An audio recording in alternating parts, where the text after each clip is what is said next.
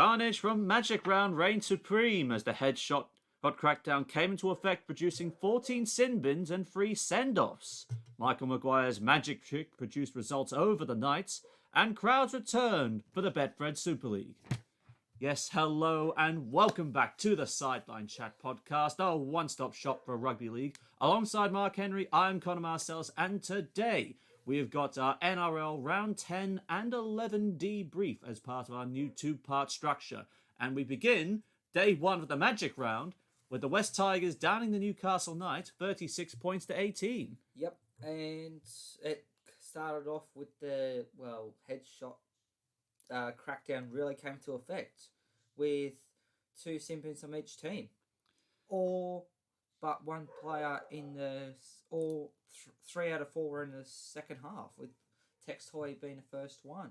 You would have thought, because the NRL has repeatedly said it to both clubs and players, this is what we're going to do to really cut down on concussion. And I imagine the biggest case study they would have used, Boyd Courtner and Jake Friend straight up, because one's forced to medically retire, and the other one had several months laid off, and he's due back in about 3 weeks. So, yeah.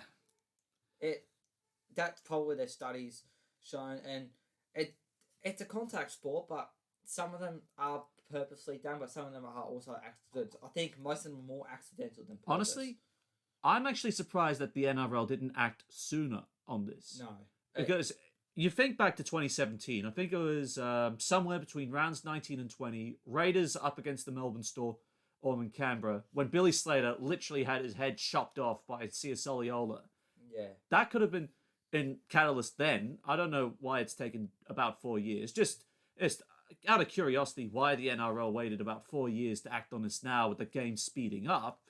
But now that they have, I suppose they're just trying to ensure the development future of the game, with fresher juniors coming through, not wanting to, suffer long-term health effects after they stop playing. Well, that's very, very true. And they've I was surprised they didn't do it sooner as well, after Tedesco got his head nearly taken off by Jordan Pereira on Anzac Day. So this could have happened then. But they had to put on Magic Round weekend, didn't they? Yeah. I don't know about doing that. But, hey, look, we're just two blokes in a house somewhere just recording this. We're not Andrew Abdo or Peter Volandis, with the best concussion experts at the Sydney Roosters, with a little bit of money incentive, if you ask me. Yeah. But getting back to the game, where did the Tigers come from with this? Nowhere. I mean, I said at the start, Michael Maguire's magic trick produced results, and that trick was just put Adam Dewey a bit wider out at centre, and they just ran off with it. They definitely did. So I thought it was a bit of a risky move, putting Adam Dewey back into the centres, but it paid off. And Luke Brooks had probably one of the best games he's had so far this season. By far. He just parted the Knights' defence like Moses. Yeah. I know, bad pun, very. especially when he had Moses Mbai playing on the opposite side of the field to him. Yes. But the Tigers, they had a really good game, and it was good to see. Yeah. I think everyone was blown away, especially after the result they had against the Titans the week before, where they flew out of the blocks early, had 3 tries put on first up. But the Tigers, they obviously learned from the Gold Coast playbook, as well as putting Adam Dewey at right centre, and it showed. It definitely did. But the Knights, the defence wasn't there for, you could say, the majority of the match. They let in 4 tries within the first half of the match. What team does that? The Bulldogs. Well, besides the Bulldogs. Oh, no. It's the back 20 minutes that we let all the tries in. We can defend for an hour, but we just get overwhelmed in the back third of the game. That's what we do. But, look, and I just think there was a bit too much drop ball from the Knights, to be honest. Just a little bit. At the end, Knights had the 47% of the possession. So it wasn't bad, but it wasn't good either. But the completion rate was only 69%. So not good, especially if you want to compete for the top 8 and play finals. You have to be completing much higher. Well, Tigers completed 80% of their sets, so that's a lot better than what the Knights was. And another point, I don't want to really, make Lachlan Fitzgibbon a scapegoat, but he needs to get his timing right. I mean, I know it's only his second game back, but how many times did he run through a hole where the Knights had opportunity only to obstruct someone in the defensive line and give away a penalty? Yeah, there was a couple of occasions then, so he'll be working on that this week. Hopefully he doesn't occur that he'll do the same again this upcoming week, and the Knights might actually get into more close contest of games and might actually win. Yeah. But other than that, I mean, Tyson Frizzell's got to be thinking that his origin spot's under threat. I mean, he's part of a struggling Knights pack at the moment. This is a pack that should be dominating with the caliber of forwards, including Clemmer and Daniel Safidi, but they're just not getting up for it. No, they're not at the moment. Well, it's the Knights are doing a whole review of their coaching staff right down from general manager right away through. So and Anthony Seibold's going to be thrown under the bus again. Yes, for his second or third time in his career.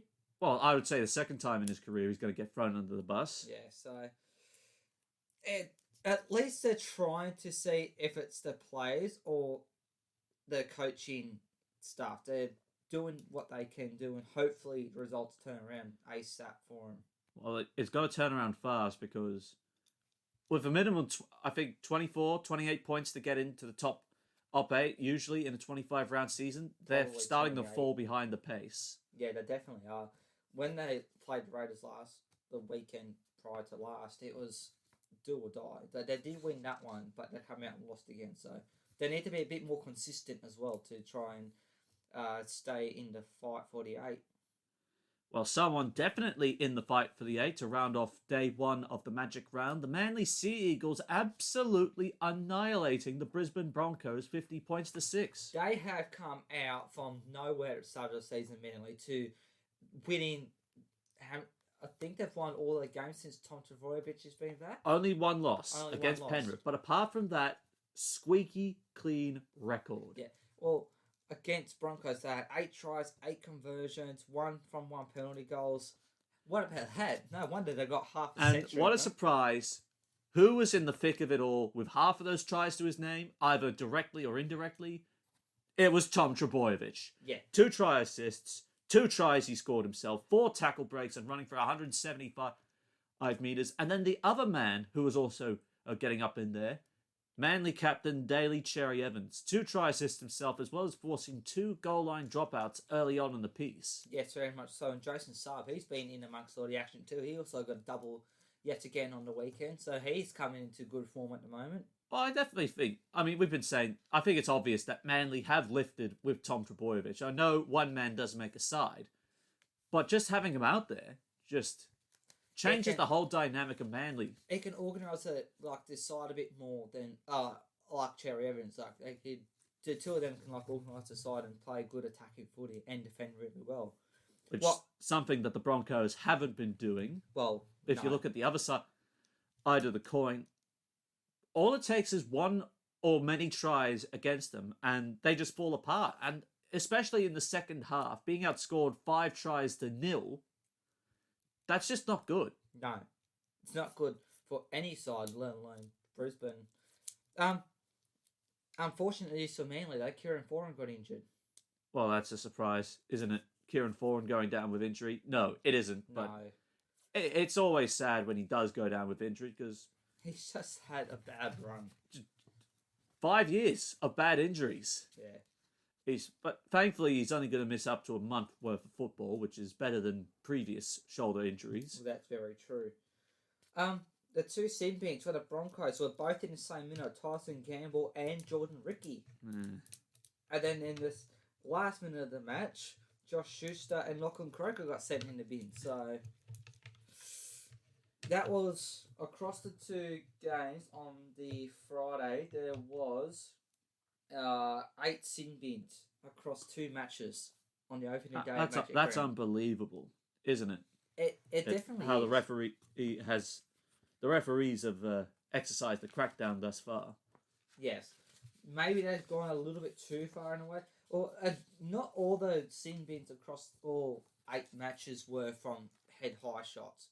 They were also repeat rock infringements, especially with the Tigers and the Knights game. Well, yes, very much so. Man, we're just in control. Pretty much everywhere. Ultimately. Yeah. The only thing, looking at the stats, that they didn't lead in was... The error count. Well, yeah. Offloads. Broncos had 13, while Manly had 12. Dummy passes. No, not dummy passes. Bomb kicks. And ineffective tackles, which is not something Manly wants to be leading in. Well, no, they won't.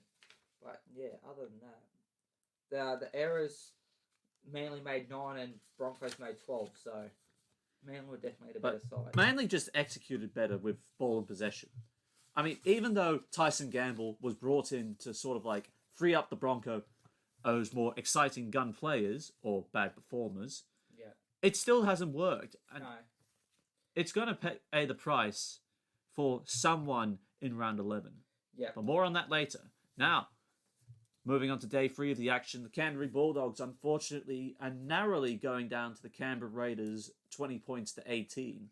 As Raiders are down to, at one stage, 11 men, but from the 60th minute onwards, 12 men, as Josh Papali was sent to the sin bin. Not sent to the sin bin. Sent off. The first man, it took 2 days for the first man to be sent off under the crackdown. Yes. And somehow Dogs didn't win. You'd have to think, were you actually convinced by the Raiders in that game against Canterbury?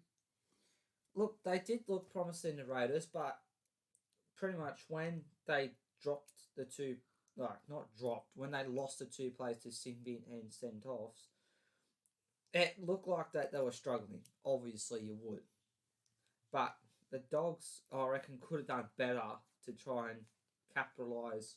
Well, I mean, we went bang quickly and we started getting some ascendancy on the board. I think Nick Cottridge went up first and then followed up by Nick Meaney after that. Yeah. I think we were up about 12 points to 8 at one stage as well. It was 8-0 in favour of Canberra at half time, but the Dogs would have been up 12 points to 8. And I think we turned down the opportunity for 2 points, or the Raiders might have turned down the opportunity for 2, and then Caleb Aikens, he took charge after that at setting up both the centres just to come over the top at the death, practically. Pretty much. Look, yet again the Dogs tried their guts out. Oh, a lot more than the Broncos have. That's a definite. How the Dogs are still last on the ladder, I do not know. They don't deserve to be on the bottom. And I've said that since round 1. But the way we have played, it sort of has come to that, and the Broncos were lucky to get a second win on the board as well with that win over the Gold Coast a few weeks back. But look, I mean, despite the efforts of guys like Luke Thompson, who can run for more than 170 metres and throw 2 offloads, there needs to be more of that. There needs to be more clones of Luke Thompson's work output across the entire forward pack, and then just some direction from the halves. Definitely, which has been inconsistent yet again. The chopping and changing hasn't helped. It's in line with the injuries. Oh, yeah. Injuries you can't help, but the chopping and changing you can. What does Ricky Stewart take away from this performance? That they led early, they almost collapsed again, and then they came back over the top, scoring 2 tries late to regain the ascendancy and come away with a narrow victory. It would have taken that, whatever they did in the past week leading up into the match has worked. It's only early days. If they are restructuring training or whatever they're doing, they obviously it's working for them, so they will build on that heading into the Origin period. Well, they'll have to do it without just this next game alone. No Josh Hodgson, no Josh Papali'i, and no Jack Whiten. And no Jared Croker. Who's been ruled out indefinitely. So, yeah. At least it's not the shoulder this time round, but it's leg injuries. You never know what's up with them. Yeah. But that's 4 major players that they're out. So they may struggle, but who knows? Now, the South Sydney Rabbitohs getting up over the top of the Cronulla Sharks, 32 points to 22. The Rabbitohs survived a bit of a scare, did they not? They did a little bit. The Sharks came back at them late in the match, but they won. And Adam Reynolds was back, so they played a lot better than what they did the week prior. Well, they got up early, I think, starting, I believe, with Kian Kololo-Matangi, and it just went and from there. And Cody Walker just With a sniffing double. around at fullback with the Marshall-Reynolds halves combination. The Rabbitohs didn't look like they were trouble for the majority of the game. No, they weren't, which is a massive improvement from last week. But it was good to see the Rabbits get wins back under their belt. Yeah, just Heading into, rebuilding after getting absolutely slaughtered by the Melbourne Storm the week prior. And definitely coming to Origin periods, the more wins you get between now and the start of Origin, when you start losing your rep players, it's going to be a lot better off come the back end of the season. Yeah, but the Sharks' left edge, or I should say their right edge defensively, they really need to look at how their defense is structured at the moment. But I still think it's just another case of here we go again, just like that. That same syndrome they talked about with the Raiders' mindset, second half performances. This is what's also happening with the Sharks. That even though they are getting points on the board, they're just not putting in the finishing touches. Yes, that is very true. And this game had yet another sin bin. Yeah, well, I wouldn't be surprised. No. As with the sin bins. No. But this one was early on in the match, so it didn't really affect the game too much at the back end when the Sharks started coming in good. Yeah. It was 50-50. Both teams had 50-50 possession of the ball, so that was Well, it was South Sydney that was came able out on to top. execute first. Yeah. And even the completion rate. South had 84% completion rate and the Sharks had 81. So the Sharks were with them in the completion rate and the possession wise, but other than that, Defense let them down as well as execution. I would think from the Rabbitohs proved to be too much in the end of it. Yeah, just too classy. And speaking of class, the Sydney Roosters downing the North Queensland Cowboys 30-16. If Sam Walker had his kicking boots on, the Roosters could have really run away with this. They could have got at least half a century on. Sam Walker only got 2 from 6 last night. And Adam Kieran kicked 1 from 1. And a penalty goal. So the Roosters, they flew out early. Yeah, 2 tries within 10 minutes. Thanks to Daniel Tupou and Sam Walker. So I'll tell you what, who had a good game? Angus Crichton had a good game. He got a double. Oh yeah, he's definitely firming for an Origin berth in the second row.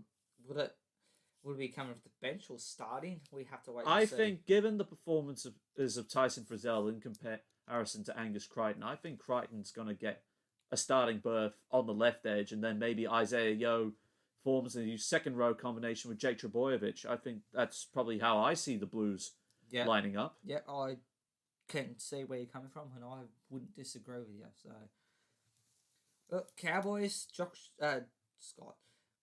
Scott Drinkwater had a pretty good game yet again, scoring a double, and David Bowen scored the other one. The Cowboys only had 3 tries in the last 9 minutes of the first half.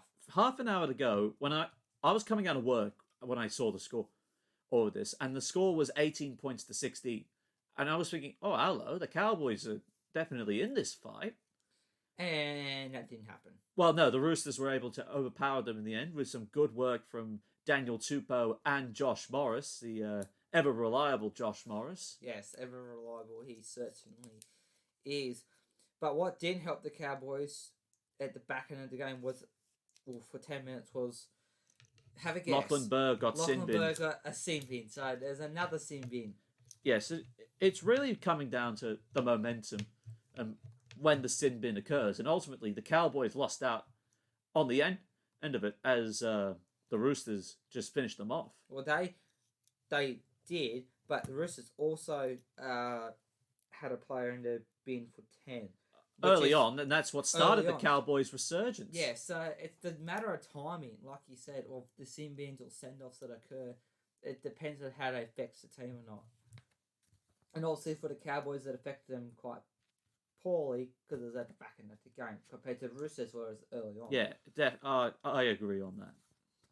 But they didn't go down without a fight. They were only Oh, down God, by no. 8 at half time, the Cowboys. So And they are definitely in half an hour to go. They're only down by 2 until the Roosters put 2 tries on them late to Yeah. put the game beyond reasonable doubt. So the Cowboys are improving compared to where they were at the start of the year. So They definitely Cowboys are. are finally settling into Todd Payton being as their head coach, I feel. Now, the triple header to round off day 3. We start off with the Parramatta Eels surviving a late scare from the New Zealand Warriors 34-18, but it didn't seem like it was going to be a scare because, like the Roosters, Parramatta flew out early. They did. They got 4 tries inside 20 minutes of the match. Campbell Gillo with a double, Makasivo, and Nathan Brown. Just Parramatta were firing. They honestly were. Just the Warriors did not get any ball whatsoever, and the Eels punished them for it. They did. And to make things off, the last try of the match went to Brad Arthur's son, Jacob Arthur, who made his debut alongside Mitchell Moses. He had a pretty good game, I feel. Yeah, his first he definitely game did. And then been in Magic Round, so good on him to score a try on his debut. As for the Warriors, Reece Walsh had a bit of a more of an impact this time round, unlike last week. Well, at 24-18, that game could have gone on either way because after the Eels flew out to that lead, the Warriors, especially in the second half when they got Murdoch Mastilla and Reece Walsh involved, the Warriors could have made this game very interesting. They could have, but ultimately Parramatta were able to outlast them. But like the Cowboys improving, the Warriors are sniffing around on that top 8 spot. They definitely are. And even Manly, who are in the top 8 from nowhere. So Warriors, Cowboys and Manly could be sneak into the top 8 over the Origin period. Well, Manly are in a bit of trouble because they're going to lose the Trebojeviches and Sherry Evans for Origin. The Warriors have the luxury of not having any players in state of origin, so they'll be looking for major scalps. The Eels could lose Clint Gutherson, Campbell Gillard, maybe. Well, they've both been named. Even Madison. Just for next week alone, they have been named after a couple of injury scares as in that game, but they have been able to come out on top. Yes, very much so. But Reece Walsh, he had a lot more minutes than what he did last week. Oh, arguably, and I think Nathan Brown has got to. I think Nathan Brown is getting close to realizing. Well, I know he's got Walsh coming off the bench, but from what we see, is it really necessary to have him off the bench? Wouldn't it be better, in fact, to be actually having him start? He needs to be starting like he did in his first 2 matches. It's not until Chanel Harris-Tavita came back that he got shafted to the bench. Well, no, but the Warriors have the future with Reece Walsh. I mean, they got him for the rest of this year and the next 3 years after that. I think Roger Tuivasa-Sheck should move to the wing again and let Walsh play fullback, and I think the Warriors look better for that. Well, whenever Reece Walsh comes on the field from the bench, he goes to fullback and Tuivasa-Sheck goes out to the centre wing. Yeah, so I keep chopping and changing the top of the spine like that. Just have Walsh at the back, Tuivasa-Sheck in the wing, and he can still play for the middle like he is a fullback. Just like change your attacking and defensive structures to accommodate both of these good players. They could do that in the near future. They're probably seeing how they're probably trialing a couple of things between now and then. But it's good that they've got Reece Walsh coming in. It's getting. I know he played 80 minutes for his first 2 matches, and he's dropped off the minutes since. Well, because he's gone back to the interchange mainly. Yes, but it's good that they're kind of getting him a fair bit of game time because he will be the fullback. More than the Broncos have. Yeah, he'll be definitely going to fullback on Tuivasa-Sheck leads. Arguably, I think the Warriors are in for a good few years with this Walsh, Nikorima, Harris-Tavita, Wade Egan spine combination. It's one to watch for the next few seasons. Well, someone dodged a bullet, but how much was the cost? The Melbourne Storm downing St George Illawarra 44-18. Yes, but I'm pretty happy with our boys, even though we ended up losing 44-18. But I'm pretty happy with the Dragons being only 4 points behind at halftime. So what happened? I mean, I know you were playing with 12 men after Tyrell Fuimaono took out Pappenhausen. Well, at one stage, 11 men, as Maguire got sent to the sin bin. But you're behind 14-10. Matt Duffy had some beautiful touches to set up Michaeli Ravawala. But then he got injured with his shoulder, so that didn't help our cause. Well, you were lucky you had Max Fiergay on the bench. Yeah, that was extremely lucky of Anthony Griffin to keep him on the bench. Otherwise, we would have been a lot more screwed than what we were. But what you did end up being screwed by was Melbourne. Conceding practically 5 tries in the second half for that poor result at the end of everything. 6 tries, but yeah. Look, it pretty much came to when we were in the second half, we were like pretty much nowhere. Storm were just way too good, and to make things even worse for us, but good for Melbourne. Dean Iramia, scored on debut. Well, not on debut, but and the first player to score as the 18th man. Oh yeah, because he was 18th man and he scored. Yeah, you're right. First player to score as 18th man, which is good for him. The goal kicking from Melbourne. I mean, well, it was. I mean, we were death riding Cameron Munster for his poor attempts over the last couple of weeks, but between Nico Hines and Tyson Smoothy, they're missing Pappenhausen. Well, Tyson Smoothy got them more goals than what Nico Hines did. And it's not like these were easy conversions, mind you. Well, Tyson Smoothy got his first one from the sideline. Yeah, it didn't back it up. Well, the second one was Nico Hines taking a kick. Yeah. And he missed. Just like Bellyache couldn't decide which kicker he wanted to use, but he was probably... And then Tyson Smoothy was like, I'm taking a goal kicking back. I can get them from the sideline. But then he missed the other one from the sideline. But yeah, just imagine all the shit talking between those two blokes about the goal kicking. Yeah. I'd say come the second half, Bellamy would have said, right, you're doing this for the rest of the match. You bugger off. But it's not like they could have, talked to referee Smith or anything in the half-time break. No, I'm actually serious. He was actually there at Suncorp Stadium, but he was... part of the Channel 9 crew, as he's now joined. As well as being an assistant coach down in Melbourne. Yes, so they could all part of Bellyache's coaching staff. Yes. But... Addo Carr, he had another brilliant game. He had another... Even though he was on one leg for most of that. He had yet another hat-trick. Another. When he scored 6 the week before? Yeah. So he scored 9 in 2 matches. Yeah, I mean, it looked a bit awkward when he went down under the weight of Josh McGuire around the legs, but It definitely did. I thought he was gone. But no, he came back, which is credit to him, because he shows that he's a good... tough player, but yeah. Well, back to Dragons. Ravaloa, he had a hat trick and got pinged for a shoulder charge. That wasn't good. Again, so he's out again. But Ramsey scored the final try for the Dragons. So really, the second half is when we went downhill because we're there with them, but it was just the second half, and it was 50-50 possession. Well, at least. The Dragons were competitive in the first half. Unlike the Gold Coast Titans, without David Fafita, Penrith rolled over the top of them, 48 points to 12. Yes. And Nathan Cleary had a field day. 3 tries he scored, 3 tries he set up, kicked all 8 conversions, and had 9 tackle breaks for a halfback. 9 tackle breaks, as well as 6 tries directly involving you. He's just at another level. I mean, he is the game's best halfback, I would have to say. In the current, the incumbent Blues halfback, and he's definitely going to end up being the Australian halfback. Oh, that's... Come the World Cup, he will be he's going to be the Australian halfback. He's going to Cherry Evans might be in the World Cup squad. Well, he might be, but he won't be the starting one.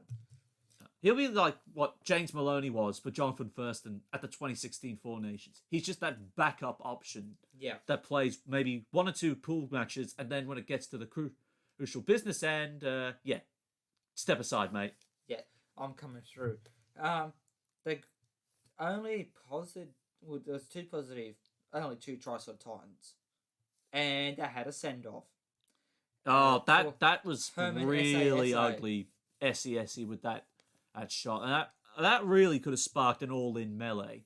I'm surprised it didn't. Like 95 at the MCG all-in in an Origin one. That could have gotten way out of hand. It could have, and it could have been more send-offs if it did get out of hand, but it didn't. And I think, was it Herman SASA's first game for the Titans? I think it was season? his second or third game. So he hasn't had much game time and comes in and out he goes again.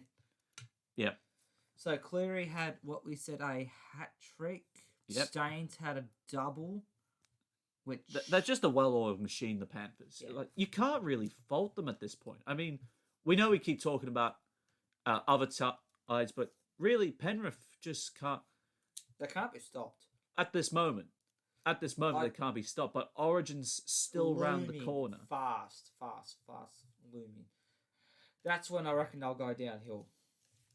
Well, we'll see how that ends out for Penrith. And to make matters worse, there was 30 points to nil at half time. Unbelievable for the Titans. They're just in the league of their own. It'd be cool to see Panthers versus St. Helens in a match. Well, 'Cause maybe St. Helens are in the 2022 World Club Challenge, perhaps? possibly. Preview right there. Well, we'll see when we get closer to that. Yeah. Now, round 11. Evan, looking it over, we start off in the States, in Queensland's north, the Cowboys hosting the Knights for your Thursday night clash. Couple of enforced changes for the Knights. Heimel Hunt has been ruled out with a hamstring injury yet again, but good. So Stafford Toa maintained his place. I was about to say Edric Lee's back, but he's not in the game day 17. Blake Green also returns for Adam O'Brien's side, but whether or not he gets the late call-up tomorrow night, that does remain to be seen. As for the Cowboys, Cohen Hess is going to be out of this week's match due to a HIA and a short turnaround. So Tom Gilbert comes into the starting side to replace him. And Lukey will make his NRL debut off the bench in otherwise unchanged lineup. Yes, Halem, look, Uki is second row within the Cowboys junior system, and of course the Queensland Cup setup. I suppose why not? I mean, coming up against the Knights side, that out of these two teams, the better team in form is the Cowboys. They've had that good run of winning matches, and I wouldn't say it's really a run. They have had much more luck and success in stages. Yes. And the Knights, well, they're just inconsistent. The Knights got picked off early by Luke Brooks on his own, and then they spread out to the edges. Adam Dewey opened them up down the left-hand side as well. Looking at North Queensland, the biggest thing they have to contend with is Tal Malolo. Yes. He's just... He, after having a bit of a you could say injured play start to the season with one hand come back and then injured the other hand, he's coming on nicely. He's not at his damaging best as of yet, but he will get there, I feel. And come up against a forward pack like Newcastle's, I think he's going to win that battle. For me, the Knights have to shut down Scott Drinkwater. He is their go-to man at the moment. And this will also be, for Jake Clifford, this will probably be his best chance to sort of show why Newcastle have signed him up in the first place. So there's a lot riding for this. Not just 2 competition points, but there are some careers that, on display here. Drinkwater's got the extension, so he's trying to prove that he is the Cowboys' first choice 5'8" going forward in 2022. Yep. Jake Clifford proving he wants to be in the starting halves for the Knights next year. Yes. I reckon Blake Green will be a late inclusion come game day. I don't know if he's going to come off by the bench or actually start at halfback 5'8". And they're not going to drop Kurt Mann out, so no. probably Crossland. Drop Crossland out, who had a pretty good game too on the weekend. This is also the Knights' first game up in town. Oh no, second time visiting the Queensland Country Bank Stadium. I wonder if they stayed up there from Magic Round. I don't think they would have. I think they would have went back and then they'll fly to Townsville. True. But looking at the defense of the Knights and the way it's collapsed in the last few weeks, I'm going to have to say the Cowboys win 1-12 here. I just think Scott Drinkwater will terrorize the Knights' right edge defense, and I think Taumalolo will take the fight to the Knights' forward pack. Well, I agree with you, Cowboys, but Valentine Holmes, he's been playing pretty good too at the moment. But instead of a 1-12 margin, the Cowboys will win by 17 points. So you're going to say a Cowboys 13+ win? Yep, and 17. Now, on to the Friday night clashes. We've got the New Zealand Warriors, or should I say the Gosford Warriors, hosting the West Tigers down on the Central Coast. Michael Maguire's elected not to make any changes to the Tigers lineup, but Stefano Oitokamanu and Tomamoni have been included on the reserves bench. Well, that is a good sign to see. As for the Warriors, Josh Curran is out after he hyperextended his elbow on the weekend. Rocco Berry failed his HIA, so he has not been named. So that means Marcelo Montoya returned and will take Berry's place in the starting side. Kane Evans is back at prop. Yep. And Jazz Tavan goes to the bench. Jack Murchie will get a start in the back row with Baylor Sirenden out with a knee issue. As well as the inclusion of Eli Katoa on the extended bench, that he could be called up as the 18th man if necessary for the Warriors. He could very much so. Look, this one could go either way too. Tigers, they had that win on the weekend, but then the Warriors have been playing that. I know they lost, but they've been playing. The Warriors have been competitive. Yes. I reckon what let the Warriors down last week was the couple passes that Ewan Aiken dropped. If he hadn't dropped them, well then they could have scored a couple more tries. But they'll be working on that during this week, and hopefully they come out on top. But the Tigers have been playing good too, and they keep Dewey in the halves. So not in the halves, in the centres. So. Well, it's the question now. Michael Maguire's got the win with this arrangement with Adam Dewey. The question is, can he back it up? That's what the Tigers now need. They need consistent performances out of this arrangement they've got in their 17. I'd say they can keep the consistency going. How well did I keep the consistency going is another story. Is it going to be like another blowout like they did against Newcastle last week, or is it going to be a lot narrower against the Warriors? I think also the timing of when Reece Walsh is introduced, that will play crucial. Or even late mail, he actually starts in the side, maybe Montoya or Pompey go back to the bench and used as a utility later on. Well, Reece Walsh, he brings that extra speed and passing game, fresh legs as the fatigue kind of wears on during the first half. So I think the inclusion of Kane Evans, as well as Ben Murdoch-Masilla's performance, I know he got sin bin, but he also came up with that big try as well. He did. I can't go past the Warriors at a 1-12 margin. Oh, the two deputies, I think they were deputies last week. Jock Madden and not Sean Blanc. Jock Madden had his debut last week. He had a fairly quiet game for his debut, so I say he'll have another quiet one this week, but the Warriors will win in at one. So I'd say 13 plus and by 14. So that's Tigers 13 plus for you. Warriors, all right. Warriors 14 to win by 14. Now, the main Friday night event, the local derby between the Sharks and the Dragons, and for St George Illawarra, there have been massive wholesale changes. With no Matt Duffy, Cody Ramsey starts at fullback. Billy Burns is moved up to the centres in place of Tyrell Fuimeono. Jordan Pereira gets a start out on the wing. Whilst in the forwards, Jackson Ford and Poasa Farmasili join on the new second row combination with no Josh Maguire or Tarek Sims, with Jaden Hunt making his first grade debut off the bench alongside the return of Junior Monet, Hayden Lomax and Jared Beale fresh out of retirement in the reserves for Anthony Griffin's side. And for the Sharks, absolutely no changes this week. Sean Johnson's only been named in the reserves and could maybe be a late inclusion to finally play his 200th NRL match. Jaden Hunt is the brother of Ben Hunt, I believe. No. No, I thought he was. I don't think he is. I think you're thinking Hayden Lomax. No, I know Hayden Lomax is the brother of Zach. I could be wrong. I'm surprised we've named a 21-man squad with all of our injuries in that.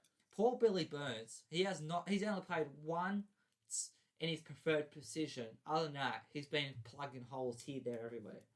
But he's still been a good job. You got to do the job. Yeah. I don't know how we're going to go this week. Coming against the Sharks. I think this will be a reverse result of round one. Being honest, we'll get our revenge back on the Sharks. Yeah, that's and it's exactly back at the same ground too. Yeah. So I'm looking at the Sharks and I'm thinking they could throw something at St George Illawarra, but they are still a club in tatters, a side in tatters. And I mean, I know the Dragons have had changes, but I think they're still they're still the better looking side out of these two at the moment. You could say that, but I just don't know. It's another one that can go either way. Depending on if the crackdown continues on from last week or not, will be a different story. Because if it does, you think that both teams would have learned, but that's not always the case. Look, I just think the Dragons are still in better shape overall, even with the loss of Dufty. With 3/4 of their spine still intact, I'm going to have to say the Dragons win 1-12. Well, like you said, we've lost Dufty, we've lost Sims, we've lost Maguire. With our pretty big players. I'm going to have to say Dragons in a 1-12 margin, but probably only win it by 6. It's going to be a tight one. I definitely think it will be a tight one. Now, the Gold Coast Titans, they're back at home against the Canterbury Bulldogs for your Bundaberg Run Super Saturday coverage. A couple of changes made by Trent Barrett. Dylan Napa returns to the bench after being ruled out of the Magic Round clash. Kyle Flanagan has been added to the reserves after being axed, as well as Ofahiki Ogden getting dropped back to the bench. Ava Siamanapanai lifted to the starting front row position, and Aaron Show-Up gets his first start in Bulldogs colours. As for the Titans, with Herman SA missing, Tyrone Peachy have both been suspended. The Tino Fasuamali shifts from prop to the lock position. Vodawaka moves into the starting side at prop. Sam Stone and Aaron Clark are the new players on the bench, with Ash Taylor amongst the reserves list and could return this week as a late change.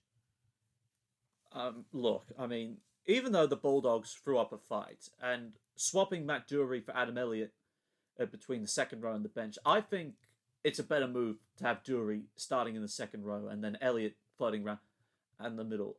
And the Dogs were competitive against Canberra, especially in that second half when we got those 2 tries on the board, but did have a little bit of help with the sin bin and the send-off too. The discipline of the Raiders went out the window after both the sin bin of Jack Wyden and Papali'i's send-off, but even with 12 men on the field, we still couldn't hang on for the win. No. Very unlucky. Put the Titans in the same position, they would actually come away with that win. True. Because they're just that little bit better of a side than what the Dogs are. And the morale of the Dogs will not help either after coming off a narrow loss that could have been a winnable result. I think we're going to get smashed this week, so I'm going to say the Titans win 13+. That's twice now that I think the Dogs almost have beaten the Raiders. Because I think they came close last season. Yep. 20 to 4 at one stage. And then now they're lost again. The Titans will be that little bit classier, and they will win in a 1-12 margin of 12 for the Titans' victory. That's the only way I could probably see it. Despite the improvement the Bulldogs have made in and around the ruck. Now, Roosters up against the Broncos. A couple of changes for Brisbane. Anthony Milford, surprise, surprise, has been dropped again. Again, yes. But the surprise is Albert Kelly will be named for his first game since leaving the KCOM Stadium in Hull since joining the Broncos alongside Tyson Gamble. Keenan Palasia gets his start in the second row at the expense of the suspended Jordan Ricky. And Kobe Hetherington has been added to the bench alongside the return of David Mead to the wing. At the expense of Corey Oates, I should add. Yeah. As for the Roosters, it's been unchanged. The only change is Fletcher Baker comes into reserves at the expense of Howard Tafua. I think that's how you pronounce his name. Crichton and Tupino are free to play after their high tackles and dangerous contact charges from Magic round. Roosters will be too classy again, and Broncos will get absolutely slaughtered. Yep, I think that's a very fair assumption. So we both agree a Roosters 13+ victory. Yep, it's a pretty. It'll be good to see. It's good to see Albert Kelly come back into the the side altogether. How he will play, I don't know. There were talks about Michael Hunt playing this week for Brisbane, but ultimately that has not occurred. Maybe next week, we're not quite sure. But yes, a Roosters 13+ victory. To be precise, as I always done, it will be by 34. Big margin. Yes. Now, Raiders up against the Melbourne Storm in the nation's capital. A couple of changes again. No Ryan Pappenhausen for the Melbourne Storm, so Nico Hines stays at fullback. Chris Lewis named at 5'8" at the expense of Riley Jacks. That'll be very interesting to see how that goes. Good news is Brandon Smith is back in the lineup at dummy half, pushing Tyson Smoothy out of the side, with Aaron Penne also joining the bench for Craig Bellamy's side. As for the Raiders, well, there's going to be a few changes there. Sam Williams is the new 5'8" alongside George Williams. No relation. Yes, just pointed that out. Dynamis Louis goes from lock to prop to fill in for Josh Papali'i, who's out. Brad Schneider. Yep, is the new name on the bench and is to make his debut this week. Hudson Young goes from the bench to lock, and Ryan Sutton is returning to fill the interchange spot vacated by Hudson Young. Joe Tarpany, Jordan Rapana, and Sia Soliola are at least another way from selection. And as we already mentioned, Croker is out indefinitely with a shoulder injury. Well, very interesting. Croker has recovered from a shoulder, but he's still. It's an interesting selection conundrum with Chris Lewis named at 5'8". Even though Cooper Johns is in the reserves, they've gone with a back row at 5'8". But that would be very interesting, but they could change that on game day. Yeah, I definitely think they could, like they did with Kenny Bromwich. Yeah, who was about to start at hooker and end up getting back to the second row. But yeah, I'd say it'll be another similar Look, this change. will be a big test for the Raiders, and I don't think they've done enough to convince everyone that they are still a top 8 contender at this point. And I would think the Melbourne Storm, even while they're still down, they're still a very formidable side, but I think the Storm will come away 1-12 victors. Well, look how well the Storm played against the Dragons when they had no Munster, no Green, no Smith, and Pappenhausen got KO'd. So, but we know, as we mentioned, Brandon Smith is back, which is a boost, but the Storm will still be way too strong after, as we mentioned, the Raiders have lost Whiten, Papali'i and Josh Hodgson. So 3 of their best players that they have. Croker today. That's 4 major players that they're out. So it'll be a Storm. It's an uphill battle, but I don't think Ricky Stewart's Raiders are going to really try and force the issue with Melbourne. No. So it will be a Storm 13+ margin to win by, I'd say, 16. Now, Sunday out at Dubbo, of all places, we have the South Sydney Rabbitohs up against the Penrith Panthers. No real changes for the And for side, I believe that they still run out 1 to 17. But oh no, hang on. Kurt Capewell is back in the second row, as well as Mitch Kenny and Spencer Leniu being added to the reserves. But apart from that, unchanged. As for the Rabbitohs, a big inclusion is back with Latrell Mitchell coming back after finishing his suspension, which puts Cody Walker back to 5'8" and Benji Marshall to his bench utility role, as he has done on numerous occasions so far this season. Josh Mensel is back in the lineup, so Tane Milne drops out altogether, and which also has movement on the interchange with Host making his return at Cello's expense, and Jed Cartwright's out of the squad to free up of his bench spot for Benji Marshall. And both Jason Stewart and Dane Gagai are named to play, as they only picked up a fine for their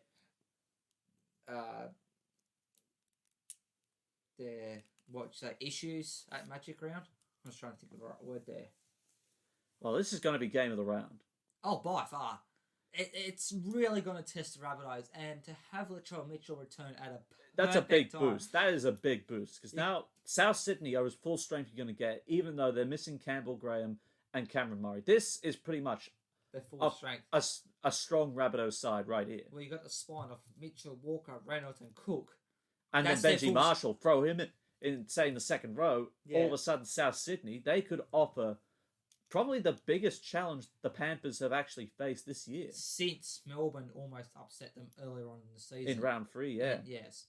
So, it's really going to test where to see where both Penrith's teams are. right edge defensively, they'll need to really be on guard with Walker, Mitchell, and Johnston all scheming down that left-hand channel of attack. That's going to be the major point of defence. And to make this game even more exciting, instead it's at a neutral ground. Oh, yeah. So, it's unfamiliar territory for both teams. So, it's gonna be a nail-biter. It's going to be a nail-biter, but I really can't go past Penrith here. I think they're going to run away 1 to 12 victors to go 11 straight. I don't think so. I reckon with their full strength that you can get for South, and like I said, the spine is at full strength. I reckon the South are going to get this one. I reckon they're going to win in a 1 to 12 margin. I'm saying it yet again. It's going to go to Golden Point, and Adam Reynolds will kick a 2-point field goal to win the match in Golden Point. But I'm also saying that Adam Reynolds will kick another 2-point field goal to force it into Golden Point. So you think it's going to be a 2-point field goal fest? Yep. And the Rabbitohs to win? Yep, in Golden Point. All right, there we go. To win by 2. Game of the round. You heard it here first, folks. And finally, for round 11, the Parramatta Eels up against the Manly Seagulls at Bankwest Stadium. One change enforced for Manly by injury. Kieran Foran has been ruled out with an injury to his thumb, was it? Hand. Hand, yes. So, Cade Cust starts at 5'8", with Moses Suley keeping his place on the bench alongside Zach Sattler, Sean Kepi, and Toa Sipley. Yeah. The one change for Parramatta is that Joey Lussick is onto the bench and Rainstone dropping to the reserves. Well, honestly, about Joey Lussick, all I'm going to say is, it's about bloody time I'm Brad Arthur played him. Yes, it's very much so. The former Salford dummy half should have been there at the start of round 1, and he definitely could have been of benefit when Reid Marnie went down. But no, Ray Stone was there. Nothing against Ray Stone. No. But I'm just saying, with Joey Lussick, probably amongst Parramatta's best recruits. It very much so. Look, it's good to see Jacob Arthur get another run. Well, only because Dylan Brown is still suspended for another week. 2 weeks, I think. Anyway, it's good to see that he gets another run, and it will really test to see how good and how much talent he has coming against a strong Manly side that have been pretty unstoppable since Tommy Turbo's been back. Well, I think this is going to be a cracker of a game. I know we were talking South Penrith is going to be matched around, but a Parramatta Manly, it's a highlight. It is a highlight. It's going to be a packed out Bankwest Stadium. Oh yeah, I'm thinking it could definitely break a crowd record. Especially if it's on Sunday afternoon, which it certainly is. But looking at what you're up against, Manly scored 50 against like a weak ass Broncos outfit. Parramatta were resilient enough to see off a top eight hopeful in the Warriors that really tested them. So one wasn't really as in Manly, they didn't really have a test. And Parramatta were tested. So this is where Manly will get tested even more. Defence through the middle will definitely be a priority for Brett Arthur because he knows Tom Trbojevic will be sneaking in and around both Jake and DCE.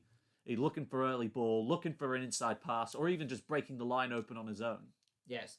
So they'll be trying to shut Tommy Turbo down. They'll be trying to shut Jason Saab down. And probably Delshire Evans down. Saab against Sivo. That's going to get interesting.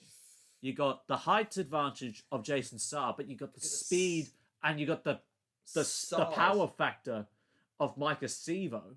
It's going to be good. And they're both fast players. Oh, yeah. Sivo's no slouch, but I think his strength and power he's got behind him will definitely play into his advantage. It's going to be I'm going to say grudge match. It is a grudge match. It's going to be tooth and nail. It will be.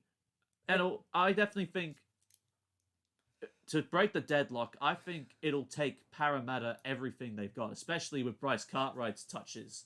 And he's been playing the last couple of weeks. I think this will be a Parramatta 1-12 victory. I don't know, the flip of a coin, this one. Unlike the Rabbits Panthers game, it's a flip of a coin.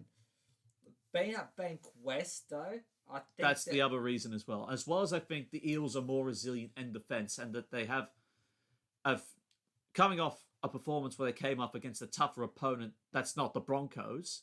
Yeah. I think Parramatta are much more equipped to down Manly here.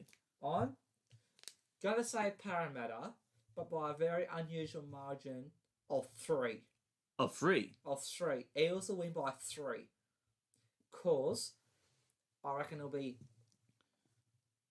Eels at the field goal, and then it'll be locked up.